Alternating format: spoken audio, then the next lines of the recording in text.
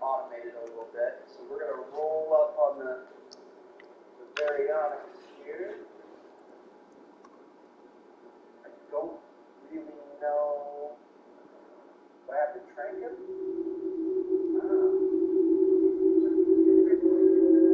He's missing a rock, but he is 78% on the 400%. Whoa, whoa, whoa, whoa, whoa, whoa, whoa!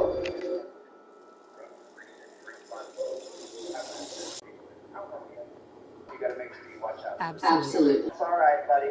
I respect it. My turn, big guy. Okay, so we want to get him up to 80%. We're missing a rock. Looks like we could. I mean, he's down for some desert rocks in here. We've got some different rock formations. Let's see that big rock there. We can put some little rocks around the big rock. Switch up the looks a little bit. Beautiful. Put that one there, and we can put a random one, kind of over here. I like how the little ones don't make it move, but the big ones do. Put a lot there. Oh, we just needed some rocks, and now he's up to 100%. Okay, so now we're going to set up that ranger post, and I think if we do this, it's going to make it so that we don't have to constantly come in here and send rangers on welfare checks. If we put one, kind of, maybe put it in the water. If we put it in the water, it's going to mess up. It's leaking a little bit. That's fine. We've got Ranger Team 1 here. We're going to add a task. I have the best hairdressers, I swear. They're going to roll out. They're going to be over here. Here's our Ranger post. Keep an eye on everything.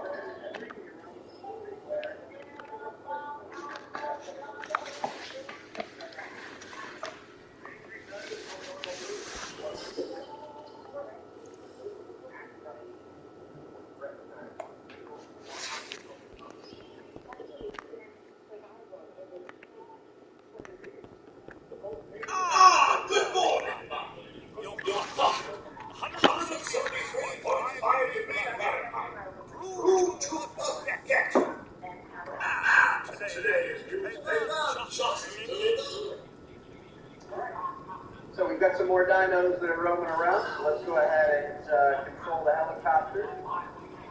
Get this bird airborne and go see what we've got. Ooh, I think he just attacked our team, so that's unfortunate. But it looks like he's got a dino out and about. We'll try to Triceratops over here.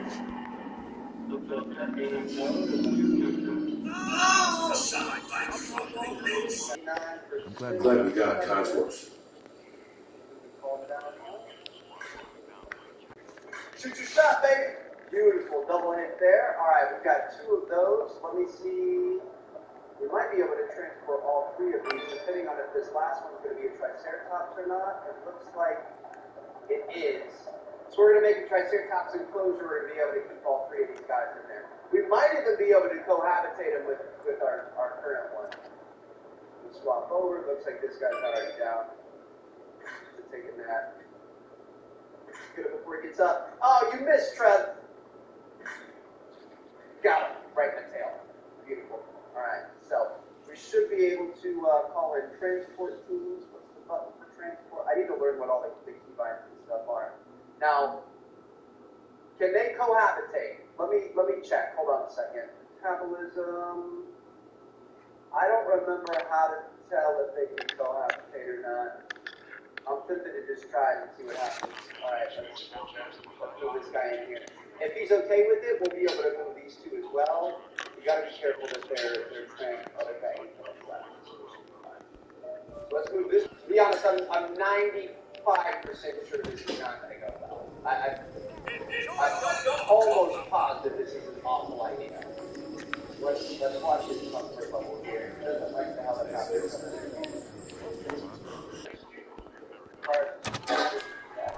Good morning. Vault calling. They automatically do that. Population should not like this cohabitation. Okay. So Triceratops cannot cohabitate. So what we're going to do, if you don't,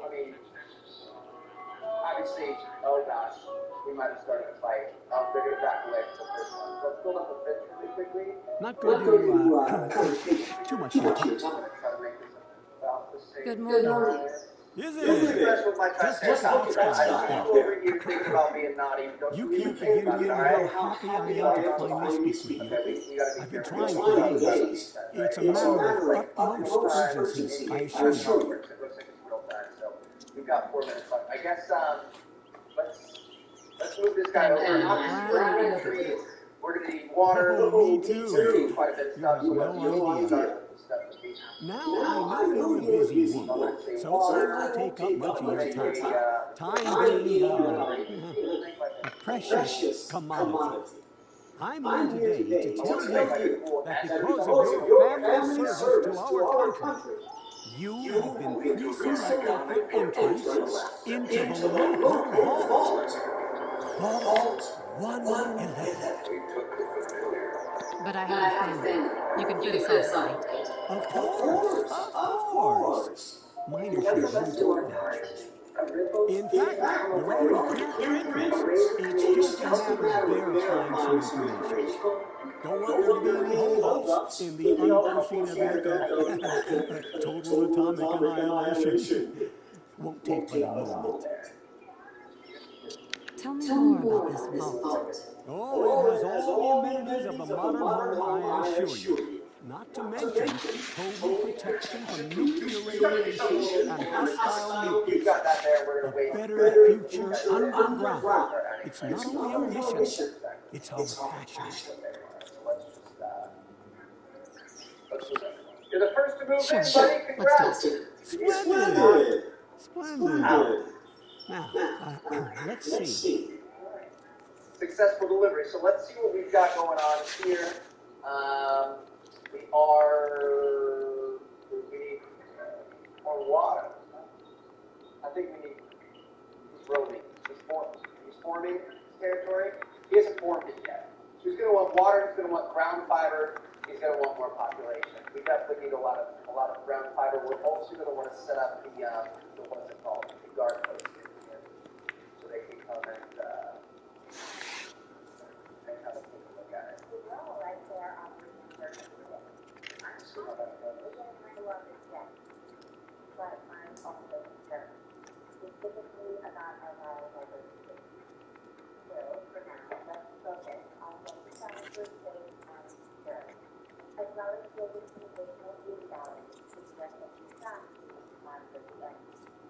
Okay. So dinosaurs, the same species, form territory around them as they move. Dinosaurs only consider the area inside their territory when determining their comfort level. So they can be like, it's not pin-based now, it's territory-based. Let's definitely start putting some ground brush and stuff, though. They're definitely going to want vigorous ground cover, I believe.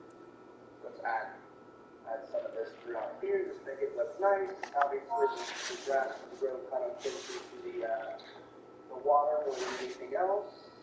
We've got that going on at least. Ooh, look at these guys. Like big dogs just running around all excited that we're here. I'm excited you guys are here too. You know what? Believe it or not, oh yeah. Get up in that plant. Look at this guy taking a little bath. Slanging around in the Okay, he's feeling a little bit feisty. Not really sure what he's up to. Let me see. Let's see. Looks like Kohab is good. Pop is good, but actually kind of good for a little bit more population. Could use a little bit more ground fiber as well as water if we wanted, but overall looking pretty good. So I guess it wants us to build a research station, whatever you want to call it. I'm going to do some more ground fiber here. I guess. Wonderful. That's everything. Just gonna flop this over to the vault. Congratulations on being prepared for the future. Thanks again. Hey, it's peace of mind.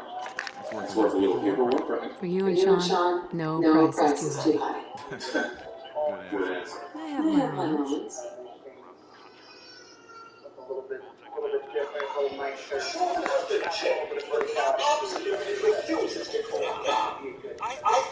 Yeah, they want us to build a platform, I believe.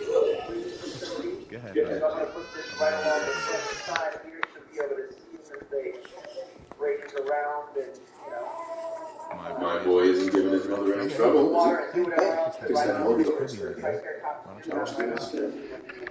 about your truck. Look at him. Oh, he's gonna settle down.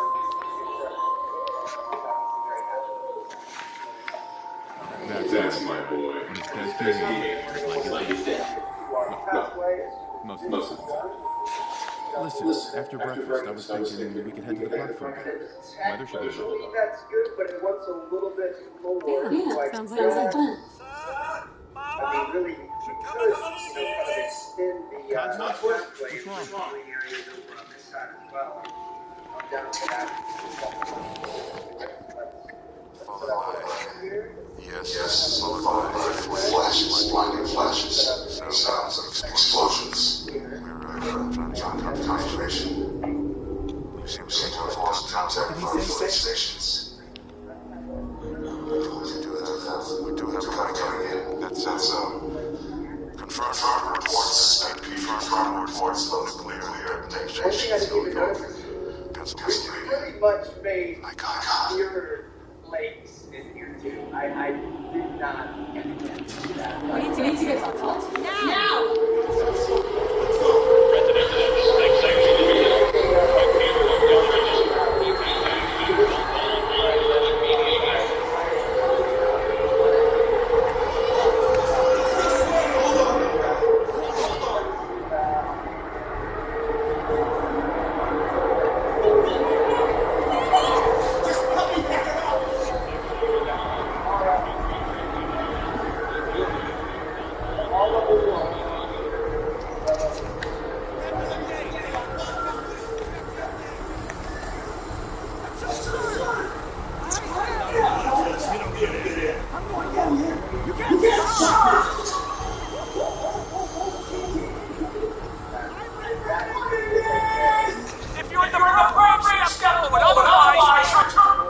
We need to get in. We're on the list. Infant, adult male, adult female. Okay. Thank you. Good luck, son. You two, what's gonna happen to all those people outside the gate? Everything we can. Now keep moving.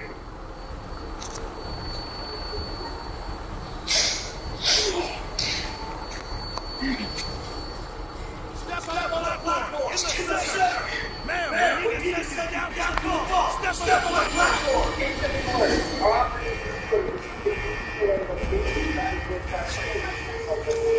Almost there. Is Sean okay? He's fine. We're gonna be okay. I love you. Oh my God!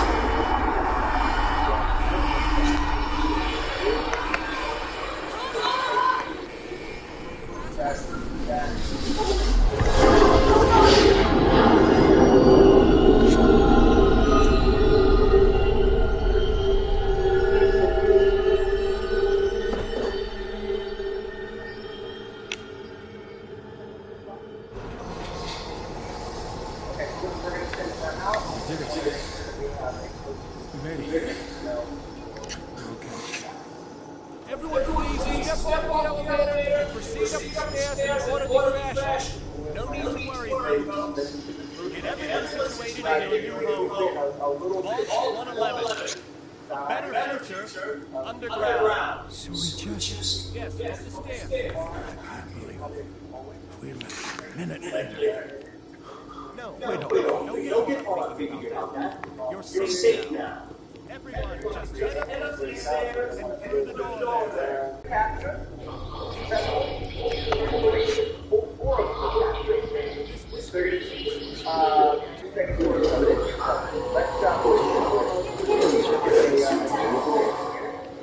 I'm right over there.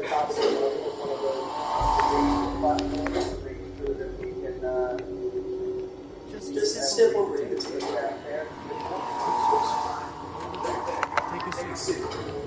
Take a vault seat and head down the hall. We're going to want to make sure they've got some water to be able to use. You'll need to see before we can take the bird. Just follow the doctor. He'll show you where to go. All right. All over the place. See? Oh, you're going to love it. This is one of our most advanced facilities. Not that others aren't great, mind you. It's gone. Our home. Everything. We've got to build a thing in here. What if they can make me? Build that in there. I think it's going to be time. But But technically, every step of the way. How long do you think it'll take? Oh, we'll be going over all that. Just those medical items we have to get through first. Just checking everyone off the list. Prepared for the future, right? Such a lot. Look at these big beauties. This is your new home. Just step in here and put your bolts. Who's my guy, huh? I'm not going far. I'll just be over there.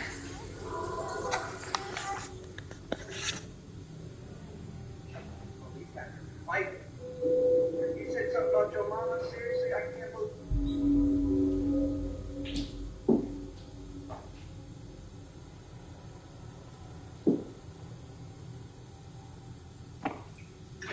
Oh my god, you fucking kidding me, dude? Whatever.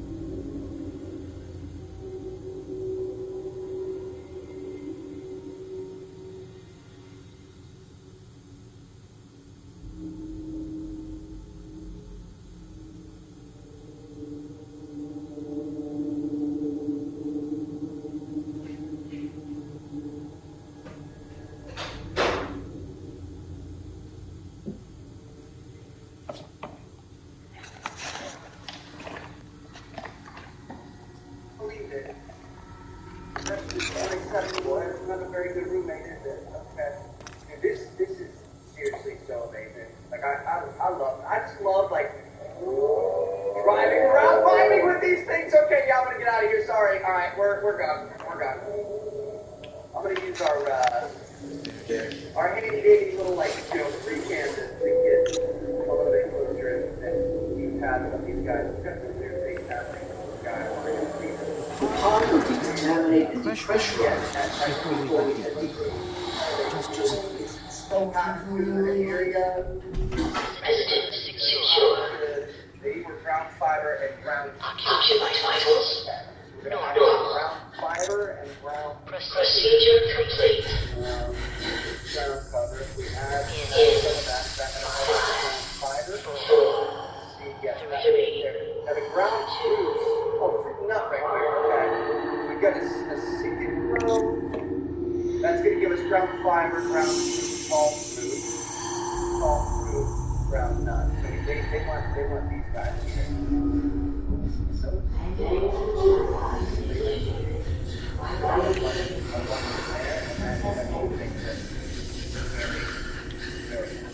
population, I mean, they almost want a little bit more. They almost want, a few more seconds, and then they want more ground fruit, though. Okay, you can have all the ground fruit that you want. Just take it all. It's honestly really beautiful. I will never be upset about that. I'm not going to replace all the stuff like that. You guys. Now they want more open space. I went too hard, so let's make it open space.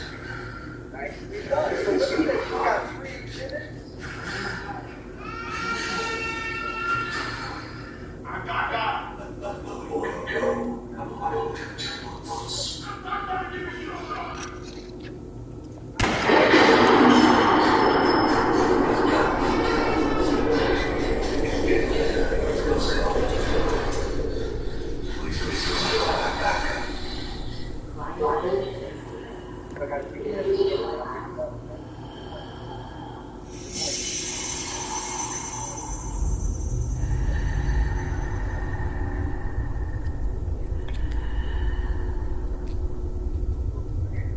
These are the worst part of this game. It stresses me out. I'm sure you guys remember last game. What, it's what we're saying. What could go wrong, right? Well, unfortunately, dinos don't really like things. And they don't like things. And they certainly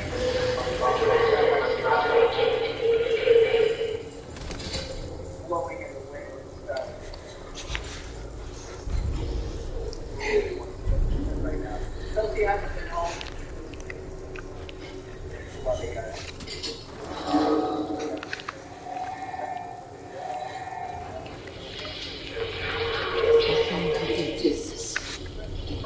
And I'll promise.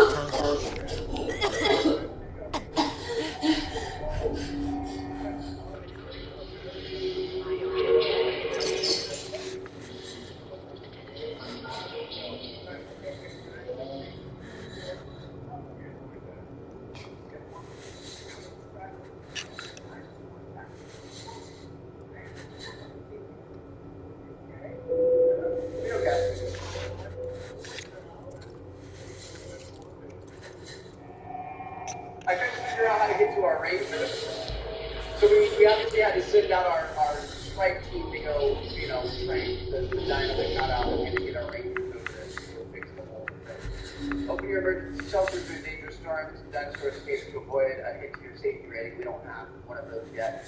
Tracking, transpaging dinosaur quickly using aim mode or lock on, transport the dinosaur back to their enclosures before they wake up again. Breaking dinosaurs damage for the 40 seconds of your enclosure, food leaving them to breathe.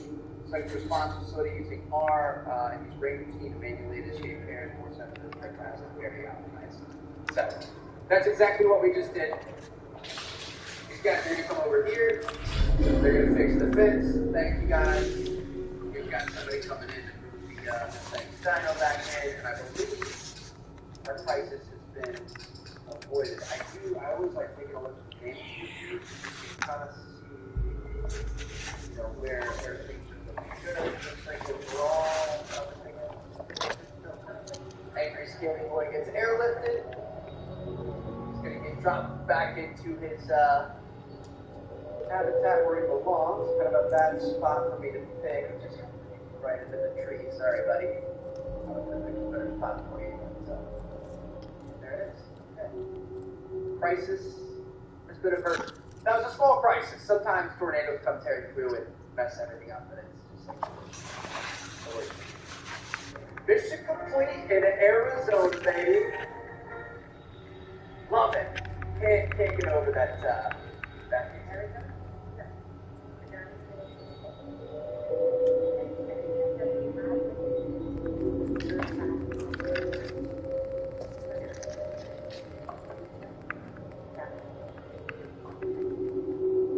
So there you guys have it. That, my friends, is mission 1 of the campaign from this game. It looks like we're about 20% through, so I guess there's 5 campaign missions. I don't know. We'll see what happens. Let me know what you guys want to see. I mean, obviously, I'm very excited to hop in the sandbox, make our own park, build everything up. get a little bit crazy in terms of, some of the breeding opportunities and maybe even dino fight opportunities, who knows what happens. But, yeah, let me know what you guys think. If you guys want to see more of the campaign, happy to do that. I mean, it seems like it's pretty short. It's honestly fun. Like, I like that there's a little bit more of a story to it. There's more exploration activities.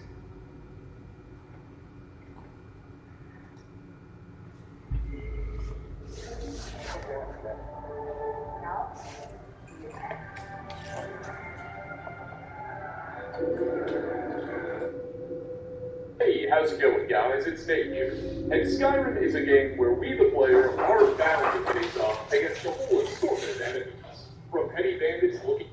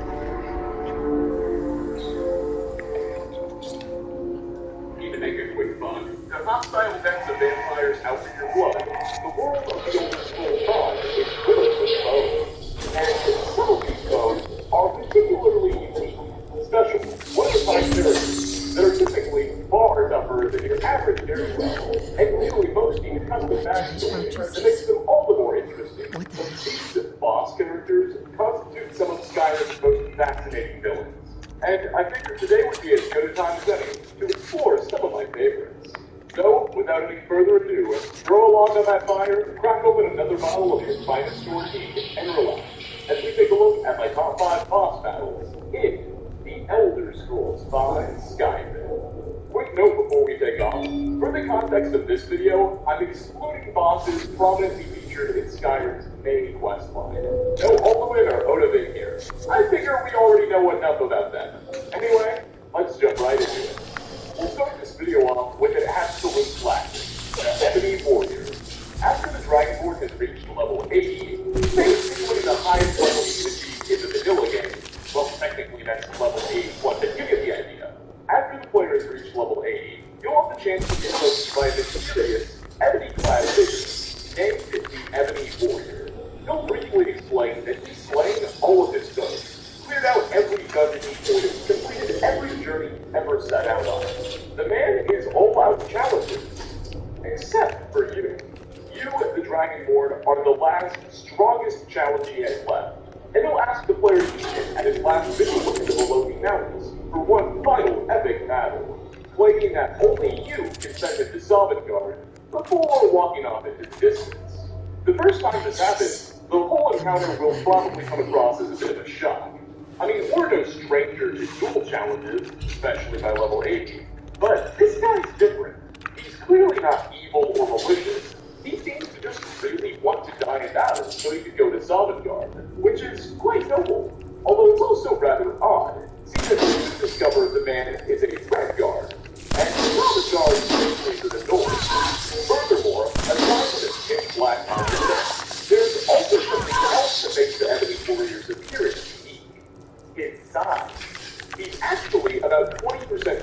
more than a normal human character for some reason. Bethesda deliberately scaled up this dude's size to make him huge. When we meet him at the agreed-upon location, no more words will be exchanged. You'll simply just need to attack him and begin the battle, which won't be easy at all. The Enemy Warrior is a level 8 character, with a whole assortment of herbs and spells. The dude can shout, summon Daedra, spawn cloaks, and he has a whole assortment of resistances. Overall, this guy should be one of, if not the hardest enemy to defeat in the vanilla game. And your reward for doing so won't even be that great.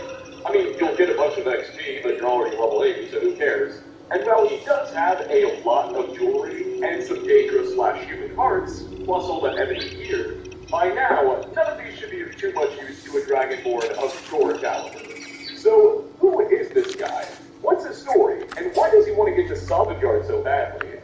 Well, those are the million-dollar, or I suppose deceptive, questions. And the Enemy Warrior's identity is probably among the most frequently discussed mysteries in Skyrim. His abnormal size, skill, and possession of a Daedra heart have led some to suspect that he's some sort of demigod or half-Daedra man character. Others believe he's the Elder Scrolls Jackal, who is said to be the Red Guard god of war, known for his muscular appearance and cool-faced kid. Others allege that he's just a really talented warrior who's actually enthusiastic about visiting Sovngarde. Whatever the Enemy Warrior's backstory, we certainly don't know anything for sure. But man, is it fun to speculate.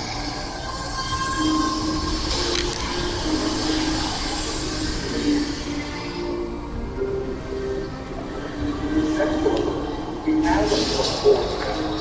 He is for this material, regardless of his years of school, but no the call.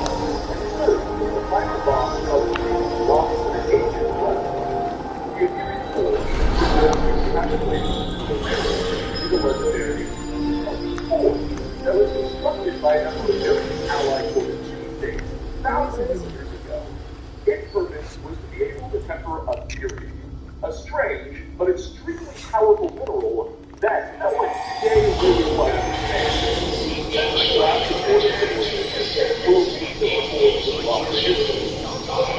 The Lost in the Ages questline, introduced with the Dawnguard DLC, will have us aid the spirit of an Indiana Jones-esque researcher in locating it, as if it were likely work. When we finally do find said Imperial soldier, the Forge Master will emerge from the nearby lava, evidently having been swimming in magma for the past few thousand years, and the beast will still be glowing white hot, and will offer quite the battle. Uniquely, the Forge Master, not unlike the Enemy Warrior, is actually a good bit bigger than most Dwarven Centurions, around 30 to 40% larger. And while most machines are the oh my god, the fire ones, the Forge Master has that reversed. He's immune to fire, but especially susceptible to frost. Furthermore, rather than blowing steam at the player, as most of his gears do, this man uses a fire attack. All these unique quirks are certainly a consequence of this robot having spent the last few millennia beneath a bunch of fiery liquid. Once defeated, the Forge Master will shrink back to the size of a normal Centurion, and you'll be able to loot a whole assortment of various ingots and Dwarven metallic pieces from its inventory. I felt it necessary to include this guy in this video because I don't feel like he, or really the entire Lost to the Ages questline, gets as much attention as they deserve. Despite being introduced with the Dawnguard DLC, the Lost to the Ages questline is completely unassociated with the whole vampires versus werewolves thing that they've got going on. Instead, it's just a random side quest that was introduced with it, and in the marketing for Dawnguard, Bethesda never even referenced this whole narrative. The result is so many people who have the DLC never played through the quest line. And the Forge Master, of course, despite being a unique character with a custom appearance and a whole assortment of unique characteristics, is an unknown figure by much of the community. So hopefully this video will help make that character a bit more of a hot topic. Our next two bosses can be found on the Ashy Island of Solstheim with the Dragonborn DLC. And coming in at number 3, I'm kind of cheating here, because while all the other bosses, I'm using that word loosely if you can't tell, are some big, bad, powerful fellows, this next little guy isn't exactly going to offer the most exciting battle. Meet Old Salty. He's a unique mud crab players can find at North Shore Landing on Solstice's northwestern coast. They'll spawn in with an entire legion of other mud crabs, so just be mindful that you'll have to hack your way through quite a few fellow crustaceans. Salty is the only non-Hearthfire mud crab in the game that boasts a unique name, and he even has unique stats, spawning in with a base HP of 55 and net level 3, which is quite a bit better than your typical mud crab, which starts spawning in at level 2 with 35 points of health. Now, of course, he still shouldn't be any sort of challenge for the Domakin, but among his kin, he's quite strong. Now, interestingly, the contents of Old Salty's inventory are also pretty abnormal for an animal. You see, he carries around a pair of shoes, some gold, some jewelry, and a tankard of all things. While this is absolutely hilarious and adorable, one has to ask, what's going on here? These aren't normal items for a crustacean to have. Well, Old Salty may be a bit more than just another powerful mirelurk. It seems he may be a nod to the talking mud crab merchant we could meet back in the Elder Scrolls III Morrowind. Yes, in Morrowind, there was a mud crab who could both talk and sell us things. Could Old Salty perhaps bear some relationship to that character, considering the contents of his inventory? Maybe Morrowind and Solstheim are home to their own subspecies of extra-intelligent and cultured mud crabs. I mean, it sounds goofy, but this is a world of dragons, gods, talking dogs, and headless sword. Make sure you pay this fellow a visit. Its Snow Daddy is quite a bit more ferocious, and is in a very literal sense, quite bloodthirsty. He can be found governing over a large parliament of porkers on a small sub-island just off the coast of Solstice's northeastern shore, commonly called Porker Island, for reasons that should very much be apparent. As we arrive, we'll find not only a large cabal of these monstrous sea mammals, but the island will also be absolutely littered with human remains and blood. The porkers here are all especially hostile too. Normally they are territorial creatures, but these ones have their hostility set as aggressive, and as soon as you're detected by one, they'll all give chase. What's going on here? At the top of the nearby hill, we find our substance, a special mini porker called Lord Trust against his battle. As is a theme with these bosses, he's about 100% bigger, yet 2 times as large as an average porker. And a look at his stats reveals that he's got literally twice as much health and deals twice as much damage as any other critter here. He also has a lot more stamina too. Personally, I've always felt as though normal warriors are an underrated enemy. I mean, they're quite strong, but this guy is definitely going to be a difficult fellow to take down if you're not a good enough level. Should you manage to best this blubbery baddie, you'll find he also has not 1, not 2, not 3, but 4 human skulls in his inventory, confirming that he's probably been chowing down on people for quite a while. So, what's the deal with Lord Tusk and his army of bloodthirsty blubber? Well, a deep inspection of all the nearby corpses may provide some insight. As amongst the bodies, nearby an overturned boat, we can find a journal written by one of the dead men, and it tells a horrifying tale. Evidently, this island was visited by a large group of pirates hoping to establish an outpost here. But as they landed and jumped off their ships, the porkers came and quickly tore the guys into pieces. The journal reads, quote, "If you are reading this, run. Get back in your bow and row as fast as you can. There is no safe harbor here. There is no treasure worth the horror that awaits you. It's a miracle you aren't dead already. This island looks so peaceful, so remote, seems like a good place for an outpost. Fjord and I stayed behind while the others scouted about. It wasn't long before we heard the screams. We peered over the rocks, and I can't describe what we saw, although I'll never forget it. The blood. God, the blood." Now, the pirates that came here, believe it or not, are actually members of the Blood Porkers, ironically enough. The Blood Workers were, of course, the pirate gang that served as the primary antagonist in the Rise of the East side quest. In Rise of the East, we join forces with the East Empire Company and sail out to their holdout in Japhet's Folly to defeat a small company of them. So, some very unfortunate naming conventions, as we can see. The game unfortunately never does reveal the nature behind what's caused these workers to go so mad. Could it be an illness? The meddling of a danger, perhaps? We may never know. But even if we could, I'm not so sure we'd want to. And finally, last on our list, we're heading on out to the fortress of Harmugstall, where we can find Cornelius Frey and his full army of mutated arachnids. Cornelius is a deranged Altmer mage, who's taken up residency in the ruins of this fort, where he's been conducting a variety of experiments on the fucking world. particularly attempting to bind their essence to various magical elements, such as fire, frost, and shock. When we first arrive at Harmugstall, we'll be greeted by a very unsettled adventurer, who's just finished fighting off some strange mutated spiders. He'll explain that he came to this ruin in search of loot, but he just can't stand frostbite spiders, let alone these weird mutated ones, and will proceed to run out of the building in terror. As we progress deeper and deeper into the dungeon, we'll have to fight our way through more and more of the spiders, before we get to the final chamber, where we can meet the man behind it all, Cornelius Frey, who will turn hostile once he spots you.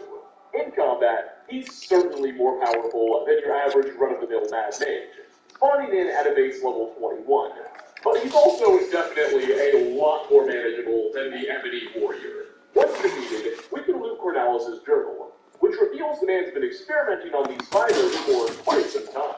So notably, his notes don't offer an explanation behind why he's been engaging in such research. Now, something you've probably caught by now is that this man's last name is Frey, the same surname used by the Thieves Guild guildmaster and leader at the beginning of the game, Mercer Frey. It's unknown if the two characters bear any relation beyond their names. Cornelius is, of course, a High Elf, and Mercer is a Breton, which makes it very unlikely they're siblings or close relatives. However, it is worth pointing out that historically, the Breton race is said to have been created as a cross between elves and men. Specifically, Aldmer and Cyrodiilic Mead thousands of years ago in the Merethic era. So it is theoretically possible for Cornelius and Mercer to be related. It would just have to be of a very distant bloodline at that. Even stranger, Cornelius and his awkward experiments aren't even connected to any quest, like at all. Making it very easy to miss this character, even in completionist runs, where you try to do everything. I didn't know this dude existed until I started making these videos, like 6 years after Skyrim came out. So, what's this man's relationship to the Frey family? Why is he studying spiders? What drove him crazy? Only Cornelius himself knows, and Cornelius himself won't tell. And with that, we are going to wrap up my top 5 best bosses in the Elder Scrolls V Skyrim. Thanks for stopping by, everybody. Which of these curious characters offered you the best challenge? And what bosses should be covered next? Leave a comment down below.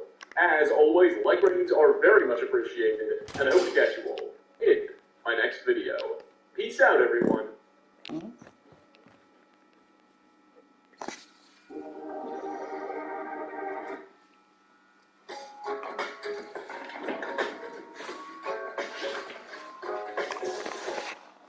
To test for real cheese and cheesy crackers, we have a cheese connoisseur. That's the cheese! Well, so the Elder Scrolls Skyrim has just been re-released again, but this time with 500 new pieces of viable Creation Club content in the form of new quests, dungeons, bosses, weapons, spells, a new fishing system, and much more, including new console graphical enhancements. We'll take a look at all of this in a moment, because it is rather confusing. But if you haven't already hit that subscribe button to stay up to date with the latest Bethesda news, be sure to subscribe and hit the bell right now. And now let's break this down and look at the details. Now, before we get into today's video, I've actually got another story to go because Kim actually came to me last week and she said, one of my friends asked me, what's with the G Fuel? Does Danny actually drink that? And she was like, yeah, he drinks it pretty much every day. I've been drinking it since 2017, since before they even sponsored me to tell you guys about it. I just love the product, and it's one of those rare opportunities where I get a sponsor that I genuinely enjoy and care about, and I get to tell you guys about it. But I appreciate that there's probably some people that see that they're a sponsor and they think, oh, Danny's just paid to tell us that G Fuel is good. But it's not the case. I genuinely love drinking G Fuel. I've been drinking a lot of the hydration G Fuel. It has electrolytes, no sugar, no caffeine, and also PewDiePie has got a new hydrated G Fuel flavor out. If you do like caffeine and you want cherry lemonade, so I always recommend people don't knock G Fuel until you actually try it yourself. If you like sweet flavor, it's really good, and I have a massive sweet tooth, so it's so good for me. But if you want to try it out for yourself, you can use my link down below in the description. It's currently going to get you 30% off if you use code PSO at the checkout. So I recommend doing that before the end of the video, and let me know what you guys think. So at Bethesda's QuakeCon, they announced that since it's the Elder Scrolls V Skyrim's 10th anniversary, they will be re-releasing Skyrim for the 7th time. Todd Howard has done it again. But what do you get in this new edition of Skyrim? Well, first, just for the sake of fun, let's recap on how many editions of Skyrim there currently are. We started out with the first edition of Skyrim, which came out in 2011 with separate DLCs that were released after for PC, Xbox 360 and PS3. Almost 10 years ago, as old as this YouTube channel, then next we had the Skyrim Legendary Edition, which came 2 years later, and it included 3 DLCs in one package altogether with Skyrim. Then, the same year, they released bundled together in the Elder Scrolls Anthology alongside Oblivion, Morrowind, Daggerfall, and Arena.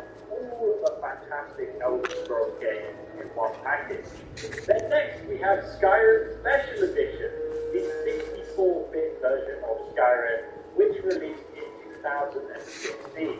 Available on Xbox One, PlayStation 4, and Windows, and PC. This version was then re-released again for Skyrim VR and Skyrim on the Nintendo Switch as well. And now finally we have Skyrim Anniversary Edition for the PlayStation 4, 5, and Xbox One and Series X with backwards compatibility.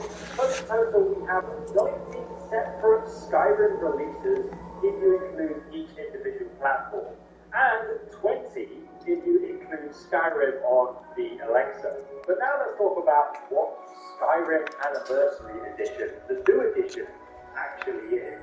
It's going to be releasing on November the 11th, 2021 this year, and it will include Skyrim Special Edition and 500 Creation Club elements, and a free next-gen console upgrade, which I'll explain in a moment.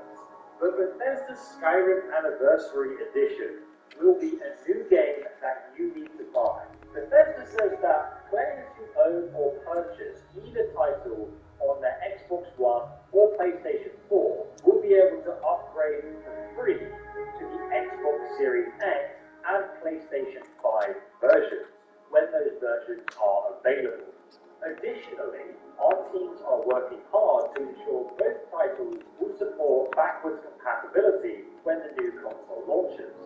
I can't really see this being too much of a problem, to be honest, since it really is Skyrim Special Edition, but with loads of Creation Club mods and next-gen enhancements. Currently, though, we do not know what the next-gen console upgrade will look like in terms of graphical quality. I would love to see a DNB-like graphical enhancement mode for console users, because that really takes the experience of the game to the next level. Or even texture upgrades or any of the other graphical improvements that we've been enjoying on PC for many years now. But I don't expect this console enhancement to be that much of a leap when it comes to quality. So don't get too hyped over it. Just wait to see what it looks like. Make sure you subscribe with the bell icon. If you want If to you be don't on mind, it, I'll have prefer a to just preview talk video shop as for soon now. as we get A lot of the quality gameplay games here. of what we can expect.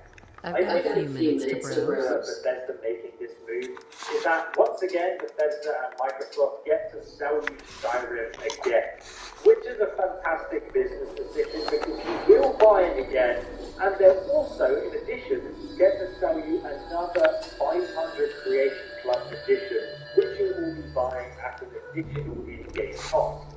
But before we get into that, let's talk about what you'll actually get for free if you already have Skyrim Special Edition, not to be confused with the new Anniversary Edition. I know it's really confusing, isn't it? So current and future owners of the Elder Scrolls V Skyrim Special Edition or Anniversary Edition on any platform, including Xbox Game Pass subscribers, will receive access to free pieces of Creation Club content for free, which includes the new fishing feature, which I'll talk about at the end of the video, the survival mode, which obviously you can already find in the original Skyrim Special Edition Creation Club, and this quest with main activities.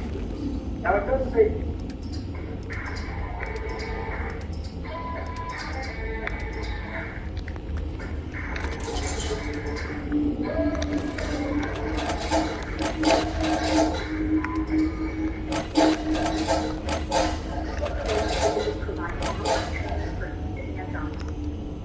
They're developed by people, taught by people, made for you. So we want to work with your skills to work with the Google Career Certificate.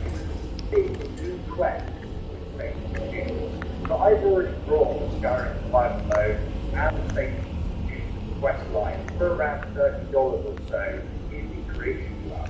So I don't fully understand if they're adding another quest line with the same name, or they're just giving away this current Creation Club content that many people have already brought for free to people who now buy it. It's a great quest line anyway, so if you do own Skyrim Special Edition and you've not played for it and you've not bought it like I have, I recommend actually going back and playing. Additionally, Skyrim Special Edition owners on PlayStation 5 and Xbox Series X and S, as well as Xbox Game Pass subscribers on Xbox Series X and S, will receive a free upgrade to an enhanced version on November 11, 2021 for their respective PlayStation 5 and Xbox Series X systems. So you'll be getting the enhanced version for free if you already own the Skyrim Special Edition on those next-gen consoles.